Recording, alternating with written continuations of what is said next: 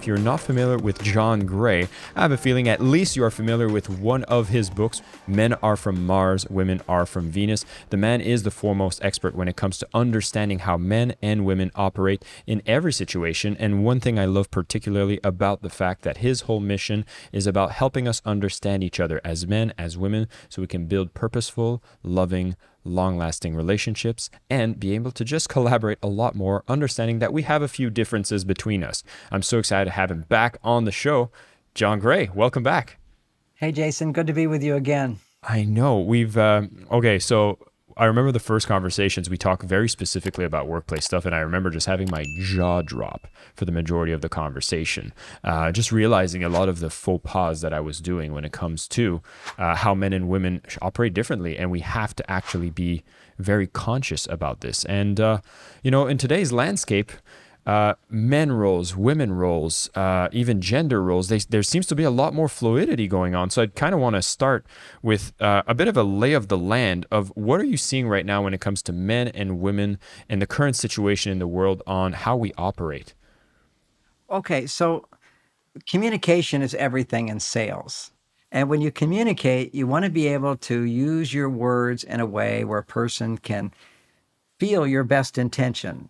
So as I start talking about ways to talk to women, how women can talk to men, some people could interpret it like I'm saying how to manipulate the other person. And this is not about manipulation. This is not tricks to manipulate. There are people that teach those ideas, maybe.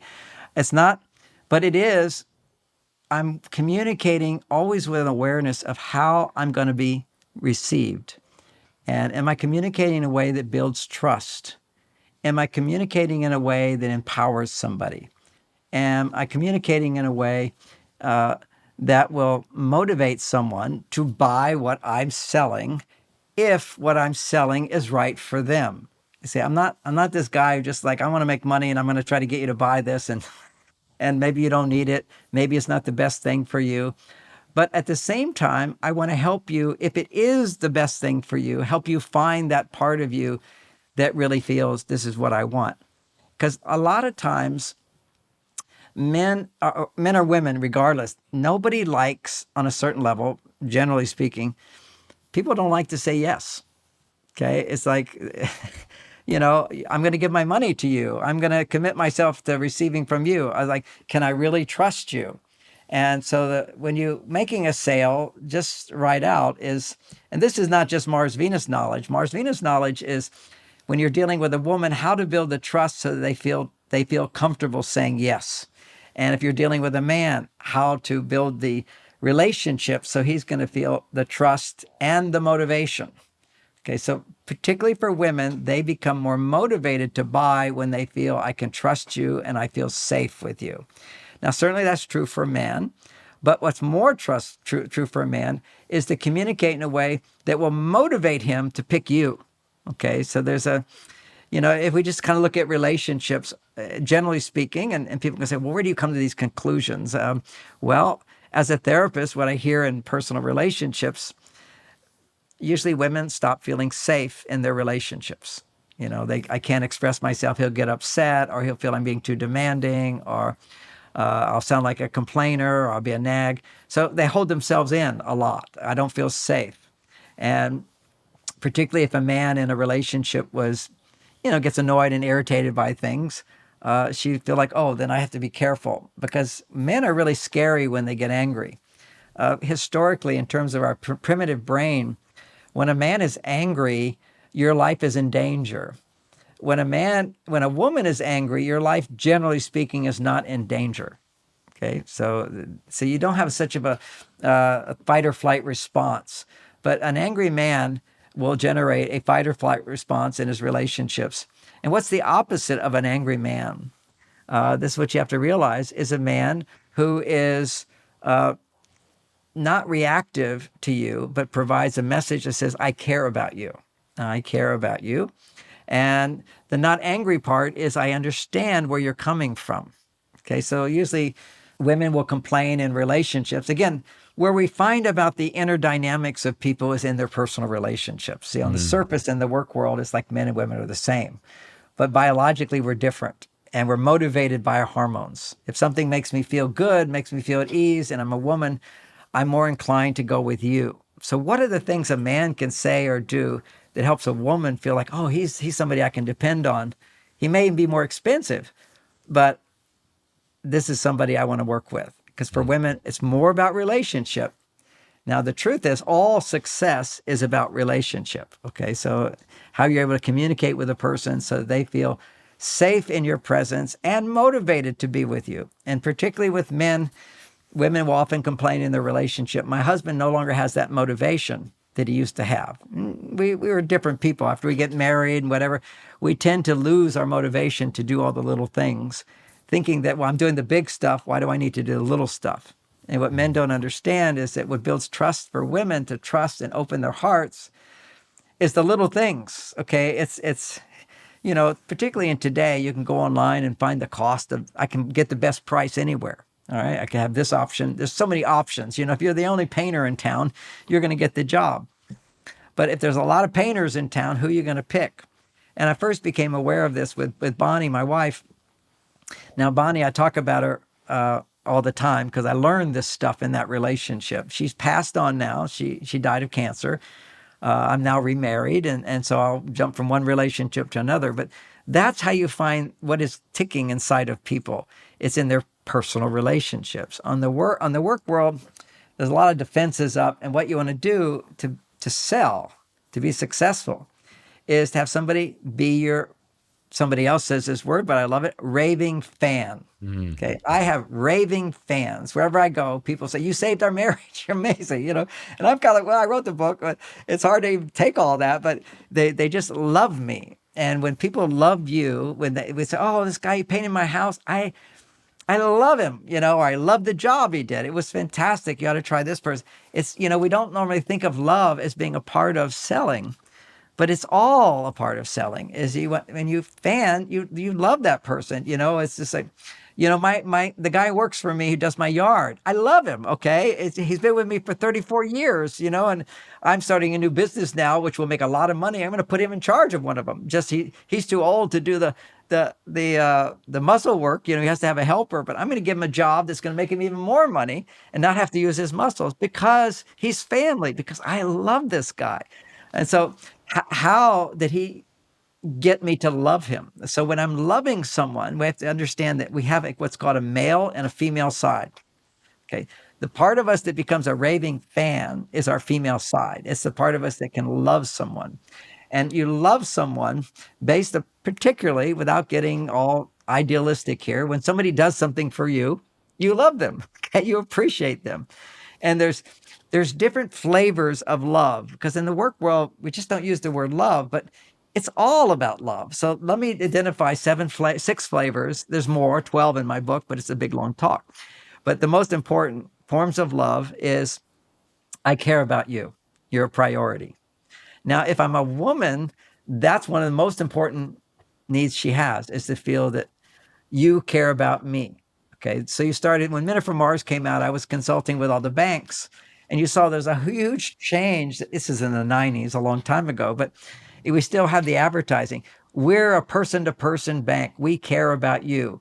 We have relationships with you. Never did they say that before. It was men realizing, who are running the banks, that women have the most money. Their husbands died, they've got the money, and now they've got jobs and they got the money. So how do we get the women to do business with it? We have to know personal skills, which is demonstrate in little ways that you're a priority. Men do not understand this. A man will tend to, instinctively, we don't understand this. We think the big things build trust. Okay, like, and again, in a male-female relationship, one of the problems wealthy men have, and you see they have it, you look at a Bill Gates or the guy who, Amazon, their wives left them. You think, they got everything. How can they, not be happy? Those men did not understand the little things that help women feel loved. And what I mean by loved, in every situation, it shows you're a priority to me. I care about you. So how would you translate it into the sales word? Well, basically, you've got someone and you're building a relationship with them, and they ask you a question, and you might, as with a man, I pretty much need to have an answer for everything. Okay, because a man wants to see, as I'm going to sell him something, what's the benefit of working with me? The benefit of working with me is that you will do less. See, we have a gene as men that's very, very clear, and that's not a scientific thing, but it's a way of saying it's like a metaphor. We have a biological tendency, almost all men, to never do anything you don't have to do. So if this is going to save me time, this is going to save me money, this is going to do something that I don't have to do, I can delegate it to you. Now, certainly I need trust there, but most important, I need to know that if I work with you, I'm not going to have to do as much. This is what men all want. it's it's what I call it's the efficiency gene. Okay, efficiency. Not that women can't be efficient, men can be efficient, but we have this gene that really says all the time, never do anything I don't have to do. This is why when men stop doing all the romantic things we did in the beginning, we lose the motivation because now we're doing the big stuff. Why do I need to do the little stuff? What men don't understand, particularly when dealing with a woman, little stuff makes a big difference. You know, it's kind of like people want to know my birthday when I buy something, go on their in their thing. They say, "What's the birthday?" That's on my birthday. They send me something. The computer does it, but they just say, "Happy birthday, John." Well, that little thing, if I'm more on my female side, that's going to make me want to do business with them. That's going to make me want to buy their products. That's going to make me going to trust them more because everything is about building trust. But with a woman, trust is a bigger issue. Okay. So now why I say that is that, and again, I know you know so many things, but some people haven't got the foundation. So let me quickly go over the foundation, By the which way, is really, before you just go into the foundation, I just yeah, want yeah. to acknowledge one thing. We've had multiple conversation, and what you're going to realize is John really understands the flow of this. I'm just sitting here, just absorbing information, probably the same as everyone here. So I'm not interrupting you much, John, because everything you're leading into is like, oh yeah, I was about to ask that, and I'm like, you're making my job very easy, and you're Oh, making but I me have want you my to mind. interrupt me. Please interrupt me. No, please continue.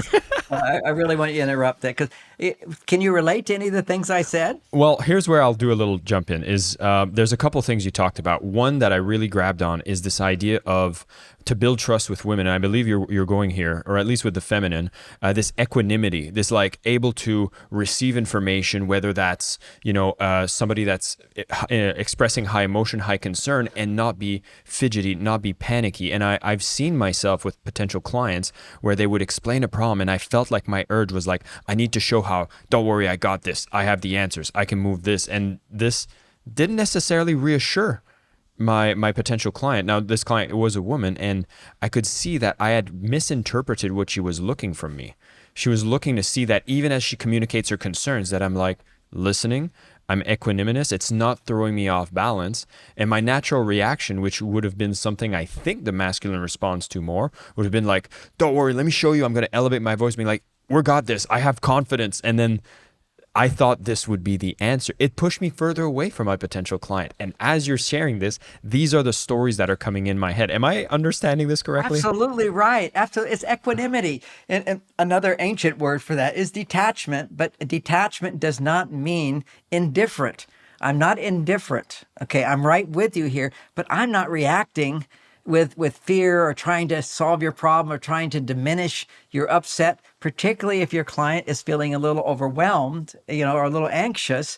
That's where you have this equanimity. I like the way you said that, or I could say detachment, which is you're not reacting, like trying to, okay, don't feel that way. Instead, you go the opposite direction, which is, well, help me understand that better. Are you feeling like this? Are you thinking this? And this just happened to me. I'm starting a new business. My business partner of 40 years just died, and he was doing all the businesses, which I can't do. And it was a very sad thing for me as well, personally, but also business wise. A lot of money just went down the drain because there were projects that weren't finished. And so now I'm starting new projects. Ironically, I was not motivated to do new projects, but suddenly if I have to do it myself, I have all this energy. Okay. So this is like when men feel I have to do something, they get energy to do it. If I can get somebody else to do it, then I feel good. So when you're selling to a man, you want him to feel good, want him to feel good. So I feel good if you'll do this for me. It's like part of why I love Jose. Jose's been doing my yard for 34 years. And and he's doing all the things I don't want to do. So if you give a man the message that you won't have to do this and we're happy to do this, and the emphasis is we're glad to do this, we can do this, we'll do this for you, this will do this for you. What you're doing is a conscious awareness of giving him the message that he will do less. Yeah. He won't have to do more. Okay, you're letting off the because another way of looking at the way women look at it is men are lazy. We're not really lazy. We're the hardest workers ever if we have to do it. If there's a fire, we're the ones that run into the fire. This is the urgency thing. In a sense, you can think of a man as an emergency worker.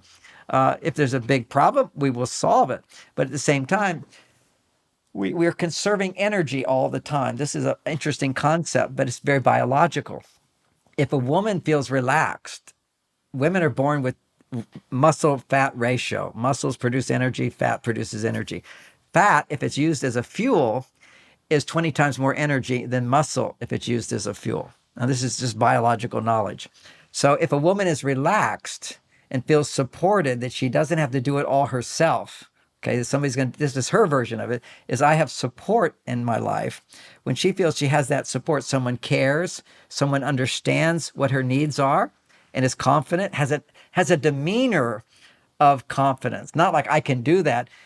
It's a tone of voice, it's a calmness, it's an equanimity that I love little examples because it sort of sticks, but one of the most popular places for women in Italy is huge lines of women to see this naked statue of David.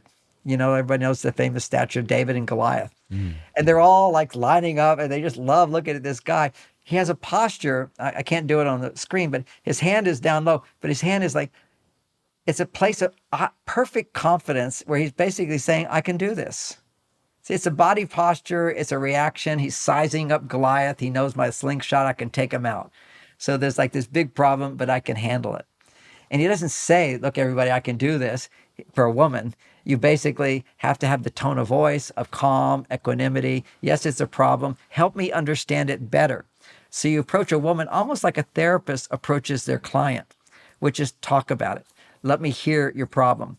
We're so eager to prove that we can solve the problem. We want to give our solution right away. Whereas for women, they need to express their concerns. They need to express their past experiences. You have to get to know them as opposed to them knowing what you can do. Your attitude of interest in her is something her husband doesn't even know how to do. Maybe her therapist knows how to do. But as a salesperson, get her to talk more. Don't interrupt with the solution with I can do that. It's like, just like you're listening to me. There's an equanimity to you. There's a concern. There's a nodding of the head. That's the perfect posture. That's the David statue, which is, yep, I can do this. But don't have to say it. Your position is not being disturbed or in a hurry to reassure her. But your presence is what will reassure her because you're not pushing her to feel a different way. You're just hearing her. And now you're coming back with what are other benefits you want to get. I was just helping a woman today who doesn't love her husband. How to help her come back to that? Well, tell me what you wish. What would you like? Rarely does a husband say to his wife, what do you wish, what do you like? Unless he's frustrated with her. I'm telling you, you're going to give to her something that she's looking for in a personal relationship. But it's business. But at the same time, there's a need that women have, which is greater than men's.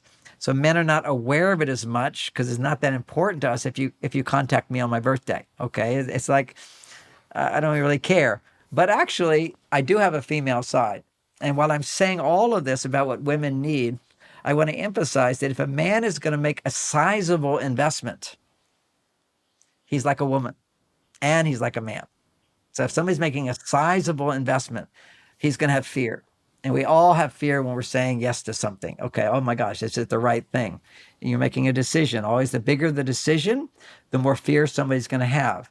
When you have fear, you're making the hormone estrogen. And when men, if we understand the difference between men and women, primary difference is women can make babies. Men help women to make babies.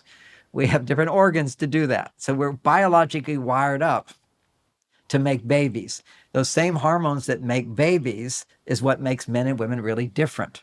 And what women need to make a baby, and that means to feel totally trust and open, her estrogen levels have to double what is normal.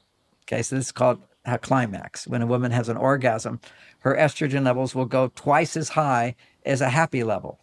When women's estrogen levels are low, we also know she's depressed. When her estrogen levels are low, she's also feeling unhappy. She's feeling distressed. Her stress levels will be higher. We know this as a fact that when women's stress levels are high, and people don't make decisions when they're stressed. Okay. You make decisions when you're feeling safe, and this is a good thing. And I want to say yes. So when you're feeling safe, you say yes to life. When you're feeling danger, you protect. You see, there's a no, a no. I can't open up to that. So we want people to open up. And if it's a big sizable thing, it's not that men become women, but we have to also provide both what a woman would need and what a man would need. But when it's a woman making a decision, the most important thing is get her estrogen up. And a woman's estrogen levels start going higher when she talks without resistance from the person who's listening. And when you gave that wonderful example of wanting to rush in and say, "Oh no, we can do this, and we can do this, and we can do this, and we'll save you money here, and we've got these benefits," and it's literally like women go, "He hasn't even heard me. How can I trust him? He doesn't know me. He Mm. doesn't care about me. He just cares about making the sell. He's trying to push into the sell, and she will push back." So it's literally creating a safety inside of her, which wants more of what you have to offer. And ironically, I mean, this is just so fun to look at sales and look at relationships. If you look at one of the big things that goes on in marriage is a man's always trying to sell his wife on let's have sex. That's why it was, traditionally called the war of the sexes, is because men try to convince my wife to have sex, okay? And and complaining there's no sex is the worst thing to do. But if he understood the biology of women cannot feel the desire to have sex until their estrogen levels have elevated almost double. So this is why we have this thing called foreplay. Foreplay does a variety of things, touching certain parts of our body, taking time to do that in a certain sequence and order. You start with the kissing, then you go to the whole body moving around, then you get to the breasts, then you get to the nipples, then you get to, not exact for everybody, but then you go down to the clitoris, and then you go to the vagina. And she needs more and more estrogen in her body in order for the vagina to feel good. Okay. I mean, some women, they don't feel anything in their vagina. And there's some people who say, Freud came out and talked about clitoral sex is immature sex, an immature orgasm, whereas the vaginal orgasm, he would call the mature orgasm. That's an emotional orgasm. And of course, that's through intercourse and so forth. Many women don't feel anything in intercourse. It's just the clitoris. Well, the clitoris, it turns out, makes testosterone. And testosterone is pleasurable, but it lowers estrogen. Okay, if you have too much testosterone, you don't have enough estrogen. They're kind of like balances. I don't know why I'm talking about sex and sales, but You know what? I'm still peered into, and I'm like, taking notes here. And then one of me started thinking like, wow, do we have anybody who's built a kind of sales book called Sales Foreplay? Because when I start hearing this, you should write that. I'm thinking, because I started with Selling with Love. We might as well have Sales Foreplay follow up on that. That's what we're talking about. That's Because, just a conversation. Well, if you think about any sales process itself, that is literally how it actually goes down. No, you're not touching your potential sales candidate in sexual ways. This is not what we're advocating. What I am saying is that there's definitely a process that's about being understood before you go into closing the deal. And That's right. Everything that you're speaking about, it's very interesting because you speak about how bigger the decision, the man has a bit more of the fear that comes in, that brings in a lot more of the kind of the feminine reactions as well.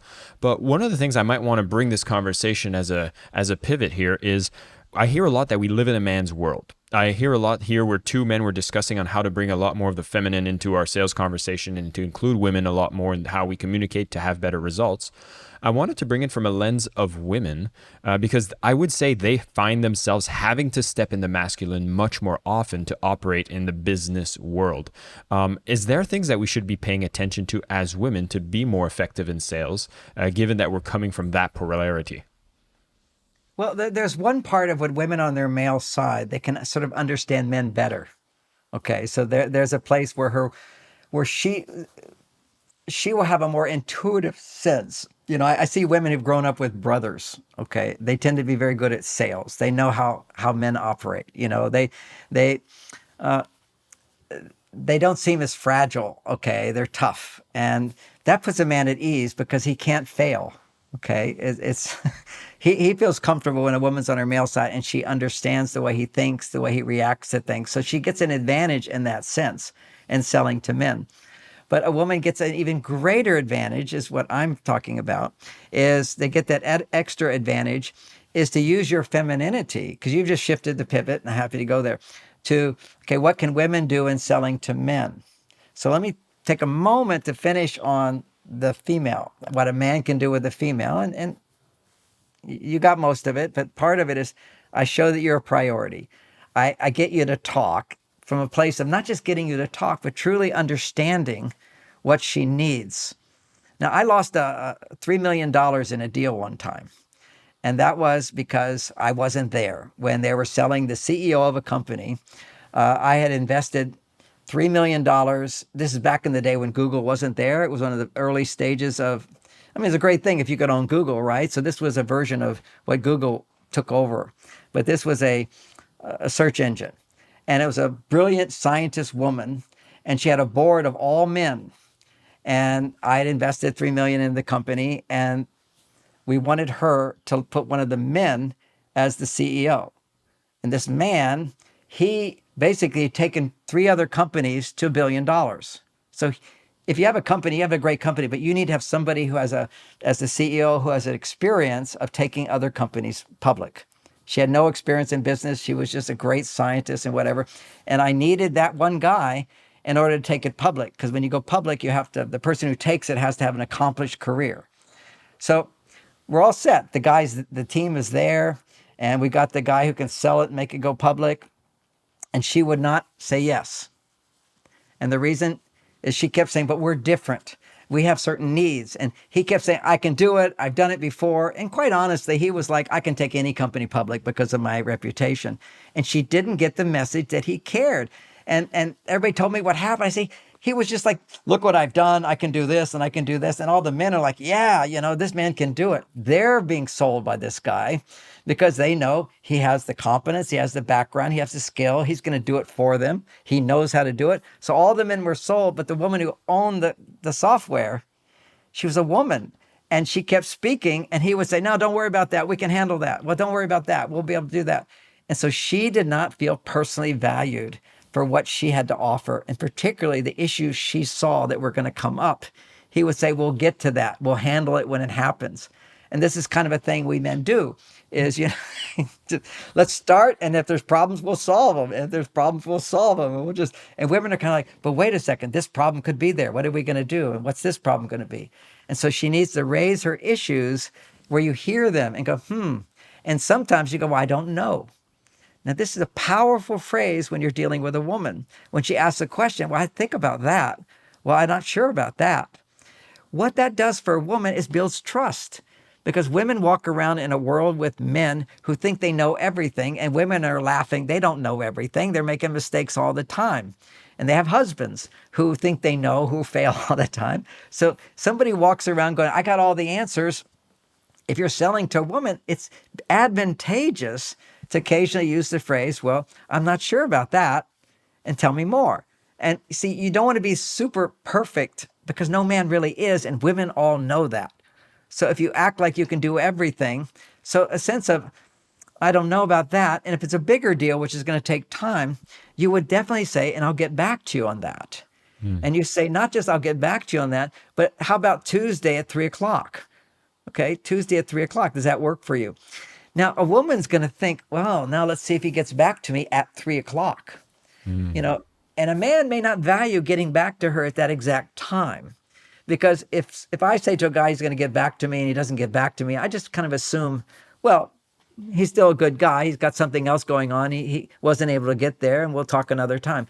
I'm not going to take it as a big deal that he didn't get there at 3:00. Like your reaction when I was late for the meeting. It's not like you're going to go, I don't want to deal with John Gray again. Okay, I was busy doing something else. You just assumed he was busy. We'll renegotiate the time and so forth. There's a fluidity there. But see, women are looking for little evidence that they're a priority, that he cares about me. And it's the little things that count most. So I would make it a huge priority if I said I was going to call her at 3 with the answer, to call at 3 with the answer. And that's a little test that they have. And women are testing all the time. Whether it be your wife, whether it be a woman in workplace, someone you're selling to, they're looking, what are they testing for? Can I trust him? Does he prioritize me? Does he understand my needs? And the third word, just to hold this in a context, does he respect me? Now, respect, it's a powerful world, and men don't understand respect, generally speaking. We look at respect, if somebody made $1 billion, we would respect them, right? We want to make money. Look what he's done. Look at his accomplishments. Look at his achievements. Well, that's because men will respect someone if they've accomplished and achieved a lot. Whereas if a woman hasn't accomplished and achieved a lot, the respect button doesn't go off, okay? And we're trying to get something from them rather than give them something. And to respect a woman means to look at what her needs are and feel a desire to honor her, respect that, and provide that for her. So we sort of have to, our English language is a little limited. If you look under the word respect in the dictionary, it says to appreciate. If you look at the word appreciate, it means to respect. But actually, they're opposites. If I appreciate you, it's you did something for me. I did something for you and you appreciate that.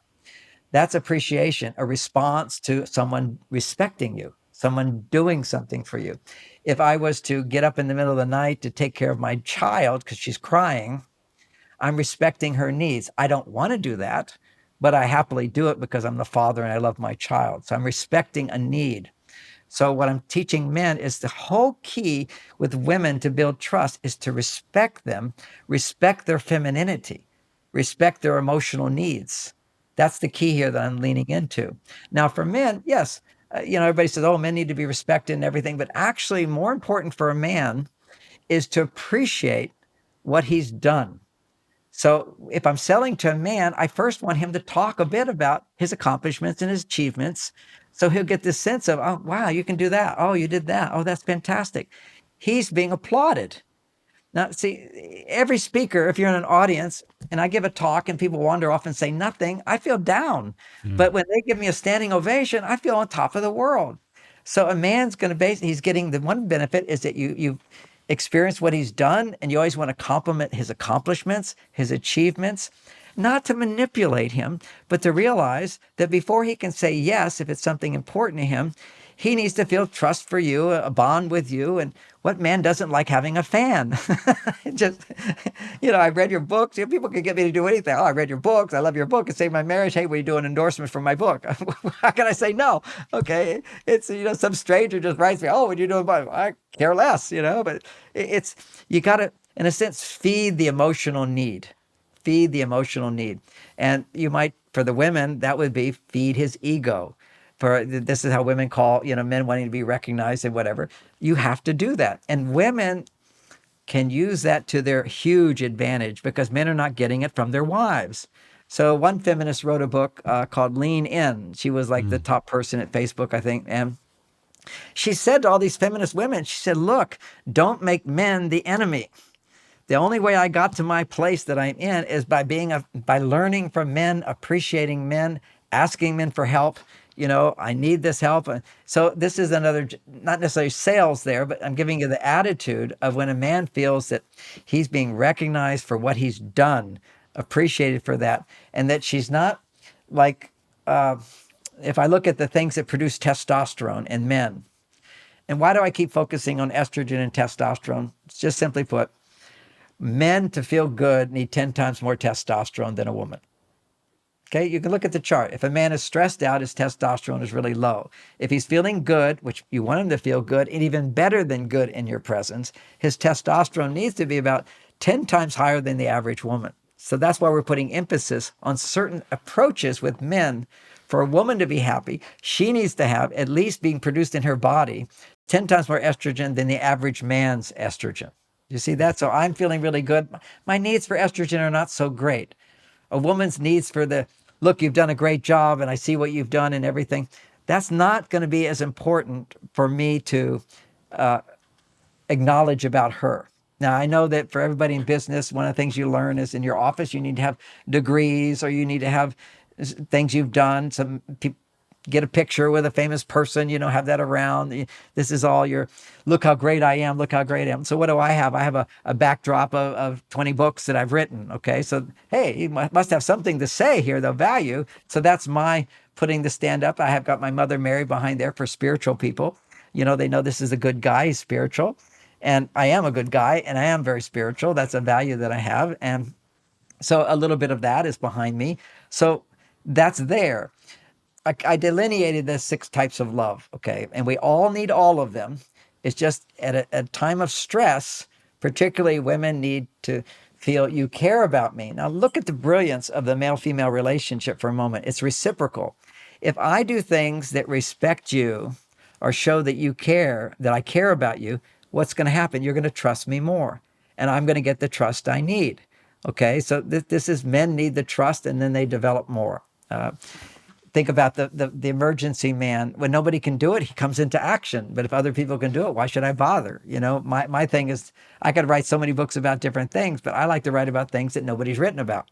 My special thing that gives me, I don't want to just repeat what other people have done. I want to have my own creative place. That's the male wants to go where no one has gone before. That's Our the whole conqueror thing about side. having a virgin. Just a little humor there. Just a little humor there. I didn't need a virgin. Oh, John, I feel I feel like we've went through this session and we've talked about so many things that for everybody listening in, I was just like, oh my God, like I've gained so much awareness of things I need to pay attention in my own behavior. And obviously we're on selling with love. I mean, that's the podcast, but sales is one of the things we touch on. We talked on workplace, entrepreneurship, etc. There's so much more to have to unpack within this topic. And what I do want to make sure is that I'm pointing people towards resources that they can go deeper into your material, because there is so much you've written about. There's so many programs that you have, and you have resources for both men and from women. And I know we spent the first part talking more about from a men's perspective, and we touched a little bit on the women's perspective as well on how we can do this better. Maybe there's a part of me that wants to ask if we could do a part 2 on this. But when it comes to some of the best actions somebody could take from understanding this information, which I feel was like, whoa, I just gained a lot of awareness of what I need to be paying attention to. Where do you think they could be able to access the best resources from you right now to continue down this path, to gain more awareness and to be able to be more effective? well, particularly when it comes to the workplace, actually, it's right in the screen right there. It's called a book called Mars and Venus in the Workplace. A real key thing. So it's not just working with other people, but it's in terms of creating fans. Okay, getting people to love your work, getting people to love you. And again, with men, it's always acknowledging what they've done, appreciating what they've done, minimizing their mistakes. Okay, always minimizing their mistakes. Well, as a woman with a man and he doesn't, you want to win him over, he's going to buy your product.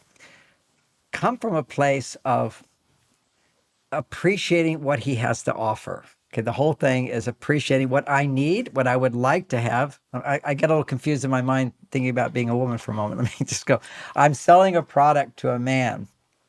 And of course, you have to find out what his need is, but don't emphasize so much him talking about his need. The bigger the deal, he needs to talk more, okay, because he needs more reassurance. But basically, what you want to do when a man is, you say, okay, give me an example of what you're selling, and I'll tell you, each thing will be a little different. Well, let's say that a woman is trying to sell her services to manage my social media accounts, which is maybe something I Okay, need great. right now. Okay. So I'm gonna explain. This is what I'm looking for. That I'm selling to her. This is what I'm looking for. I got to be the woman. I'm selling my social media skills. And there's this man. And I said, so what is it that you do? Tell me what your needs are. What is it you do? What have you done in the past? Well, that was very smart, you'd say. Well, that was a good idea. Well, that makes sense to me. Oh, so what's your plan with this? What's your goal with this? What's your plan with this? That makes sense. Well, that's good. Well, that's certainly doable. I'd be very happy to help you in that way. But always from the point of view of, I can do this for you. I can do this for you. After you've sort of acknowledged what he's done in the past, and in a sense, you're buttering him up. Okay. And people look down on that phrase, but buttering someone up is really acknowledging, giving them the love that they need. We all need, I need an applause after I give a talk. And, my wife used to say, I say, I don't really need the applause anymore. I know I'm good. She says, no, keep, because what I would do if an audience didn't applaud, I would say, and if you like what I'm saying, let me know with your clapping. I would say that, okay? And, if you do a 3-day class, you don't expect to applaud till the last day, right? But I would do after every session. And if there's ideas that have helped you, let me know with your clapping. And suddenly then I don't need to eat and I'm great because I've been acknowledged. So what a woman wants to do and a salesperson is understanding what the challenge is, what you've done, what you need. But when he talks about what he's done, this is where you win him over.